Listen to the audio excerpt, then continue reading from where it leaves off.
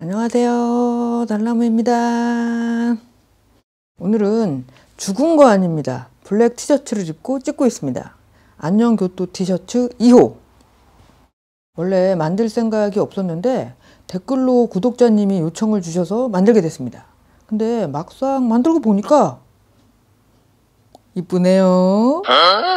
앞으로도 교토툰의 명장면, 재밌는 장면을 선정해서 이렇게 굿즈화하는 작업을 계속 해나가려고 합니다. 이런 것도 하나의 작가와 독자 간의 교감이라고 생각하기 때문에 제2의 창작 활동이라고 할 수 있겠죠. 이렇게 바지까지 세트입니다. 오히려 좋아 바지입니다. 왜 바지는 안 만드느냐 그래서 추가했는데 깔맞춤으로 입으니까 하나의 세트 같네요.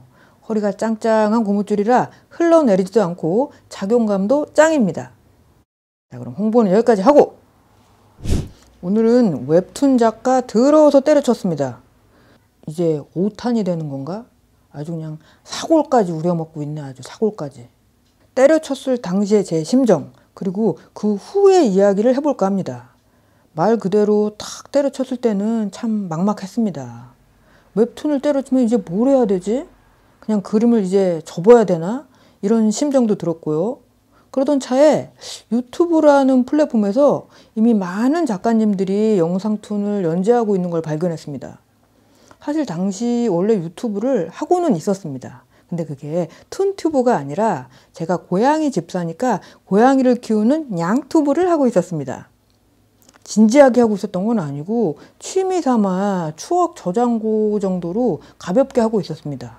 보는 사람도 별로 없었고 구독자도 한 300명 정도 소소한 채널이었죠. 그러다가 정식으로 아주 진지하게 툰을 연재하는 채널들을 발견하고 나도 영상툰을 만들어 봐야겠다 생각이 들기 시작한 거죠. 사실 도박이었습니다. 왜냐하면 영상툰이라는 게 그림, 프리미어 편집, 더빙 이걸 동시에 다 해야 하는데 시간과 노력이 많이 필요하다는 말이죠. 이제까지 고양이 영상 핸드폰으로 찍어서 약간의 자막만 앉혀서 올렸던 제 양튜브 제작 방식과는 비교하기 힘든 고난이도 작업이 될 거라는 게 눈에 보이니까 한다는 생각만 해도 현기증이 나더라고요. 그리고 그걸 해서 잘 되면 모르겠는데 잘 된다는 보장이 없으니까 일단은 실험 삼아 새 채널을 안 파고 기존의 제 고양이 채널에서 영상툰을 만들어서 올리기 시작했습니다. 새로 이야기를 짠 게 아니라 이미 웹툰으로 그렸던 고양이 툰을 영상화했습니다. 이미 그림이 준비되어 있어서 편집만 하면 되니까 그나마 노동량을 조금 줄일 수 있었죠. 그런데도 역시 유튜브 화면 그 비율로 그림을 수정해야 하고 움직임을 넣어야 하고 더빙 등의 그 작업도 추가되니까 그림이 준비되어 있어도 쉽지가 않더라고요. 그렇게 해서 올린 결과 조회수가 잘 나오면 한 1000, 못 나올 때는 100, 이 정도 나왔었는데 그래도 포기하지 않고 몇 편을 계속 꾸준히 올렸습니다.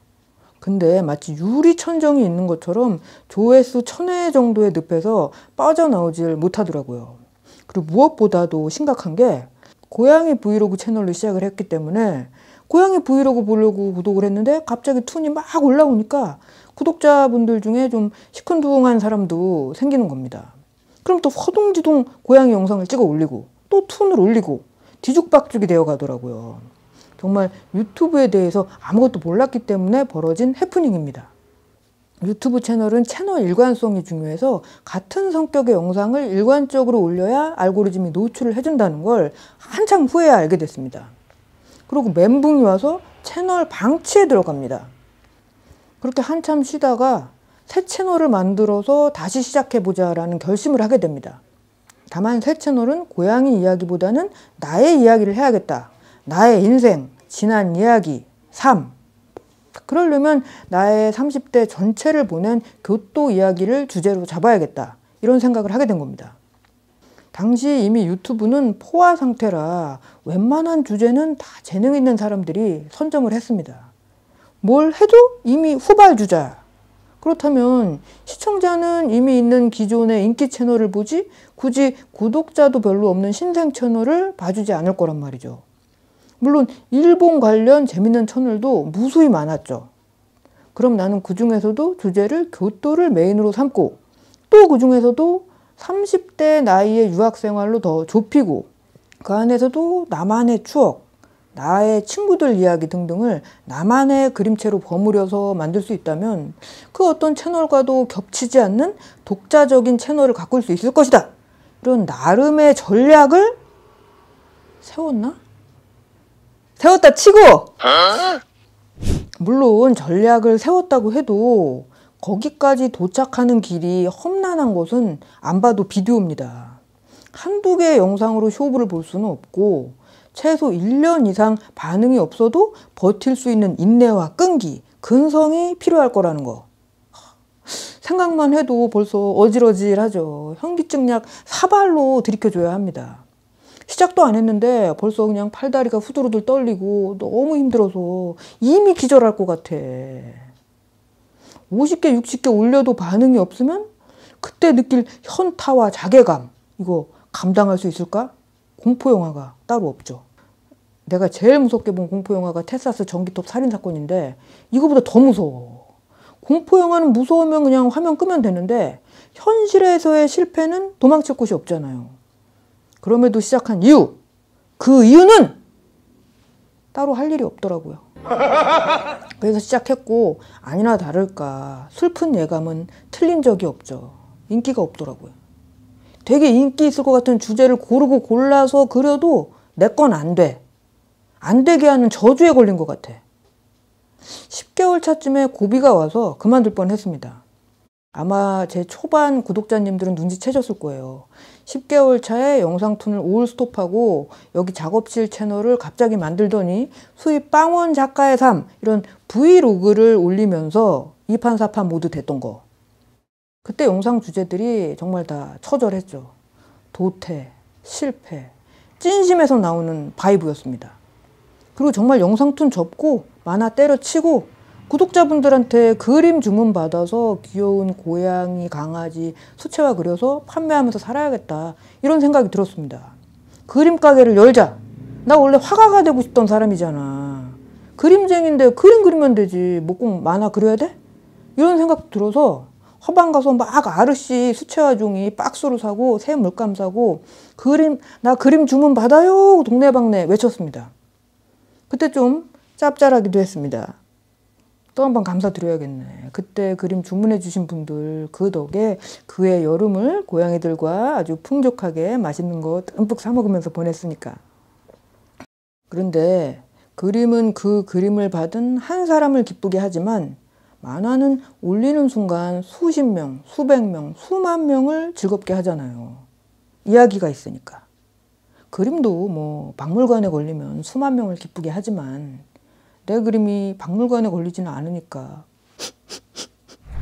저는 역시 이야기가 하고 싶은 사람인가 봅니다. 입이 근질근질 하더라고요.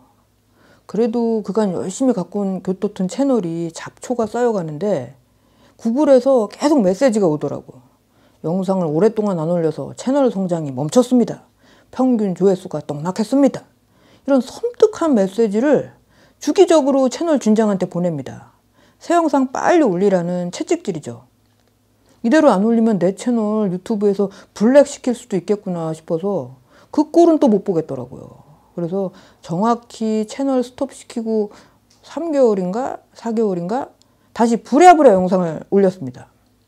그런데 그렇게 쉬다가 오랜만에 올렸는데도 반응이 나쁘지 않더라고요.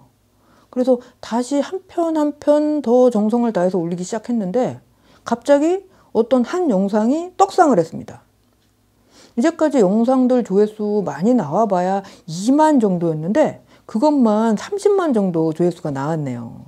그 덕분에 다른 영상들도 조회수가 동반 상승하고 많은 새로운 시청자분들이 유입되고 하면서 평균 조회수가 1000대에서 10,000대로 자릿수가 바뀌게 되었습니다.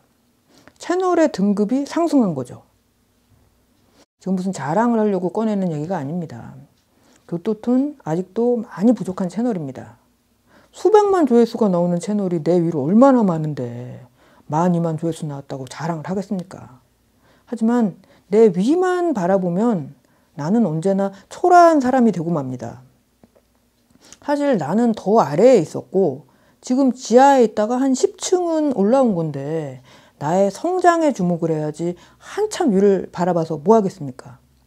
등산할 때 앞만 보고 집중을 해야지 저 멀리 산꼭대기 바라보면 질려서 발이 안 나가잖아요. 이럴 때 제일 무서운 게 포기하라고 좌절을 주는 사람입니다. 고작 그 정도 성과 가지고 좋아하고 있냐? 순진하다, 바보 같다. 더 잘된 사람이 얼마나 많은데 소질 없고 재능 없는 거 인정하고 포기해, 때려쳐. 이런 목소리가 툭하면 주기적으로 들려올 겁니다. 왜냐? 자기들이 그랬으니까. 난 포기하고 때려쳤는데 저 사람은 뭔데 계속 그 길을 걷고 있어? 저 사람도 나처럼 포기해야지. 그래야지 안심이 되니까. 인생은 독거다이. 내 결정에 따른 책임은 내가 지는 거고 그곳을 향해 가는 길이 험해서 고생스러운 거 내가 할 고생입니다. 대신 해줄 것도 아니면서 고생스러우니까 하지 마. 그럼 이보다 더 쉬운 길 알려줄 건가요?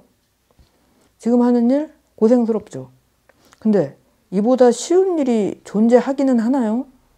고생스러운 일 피해서 쉬운 일 찾아가려다 더 험한 진흙탕을 만나게 됩니다.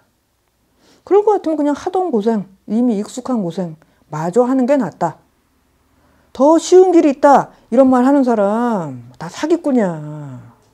고생 총량의 법칙이 있어서 이번 생에 내가 해야 할 고생, 겪어야 할 실패, 아픔, 좌절 다 하고 죽어야 돼. 얍삽하게 살려고 하면 할수록 삶은 더 꼬이고 더 나락간다.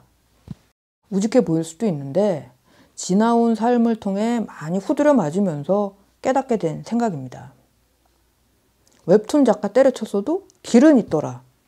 이렇게 굿즈도 만들어 팔고 소통도 하고 힘들면 잠깐 앉아서 고양이랑 놀며 커피도 한잔하고 재미나게 살면 됩니다.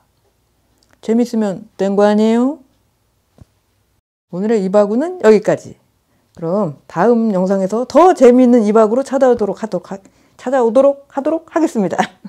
그럼 다음 영상에서 또 만나요. 안녕.